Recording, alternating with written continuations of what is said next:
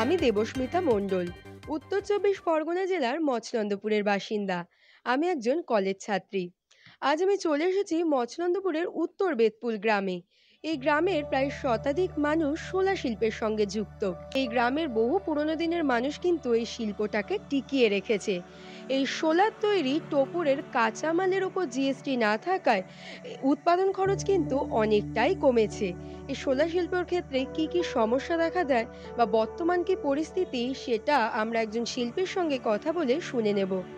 এই শোলা শিল্পী জগতের নতুন কোনো প্রজন্ম আসছে না।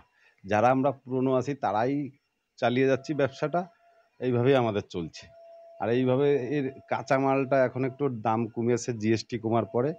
এর জন্য এখন একটু লাভ আমরা দেখতে পাচ্ছি। এই সরকারি সাহায্য আমরা কিছু পাইনি, আর সেরকমভাবে আমরা যোগাযোগও করিনি। এই ৪০০-৫০০ পরিবার এই সমস্ত শিল্পের সাথে যুক্ত ছিল। শুধুমাত্র বিয়ের টোপর বলে নয়, পুজোর বিভিন্ন রকম শোলার শিল্প, সেই সমস্তগুলো কাজগুলো পুরোপুরি বন্ধ হয়ে গেছে।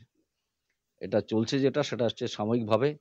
সেইসব শিল্পীরা এখন তাদের দুরবস্থা, সরকারি সহযোগিতা পাচ্ছে না কোনো রকম, যে কারণে আরও বেশি ক্ষতিগ্রস্ত হচ্ছে এই শিল্পটা।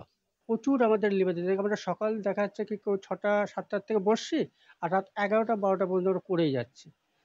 এই জন্য দেখা যাচ্ছে কি যে লিভারের দাম হয় সেই হিসাবে আমরা কোনো পয়সা মানে বিক্রি করতে গেলে সেই পয়সাটা আমরা পাই না। এইটাই হচ্ছে কি সবথেকে বড় ব্যাপার আমাদের। আমরা দেখলাম ২০০ থেকে ২০০০ টাকা পর্যন্ত মূল্যের টোপর। আমার হাতে যে টোপরটি রয়েছে এর মূল্য ২০০০ টাকা।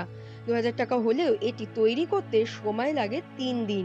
দেবাশিস মণ্ডলের সঙ্গে আমি রিপোর্টার দিদি দেবস্মিতা মণ্ডলের রিপোর্ট, কলকাতা টিভি।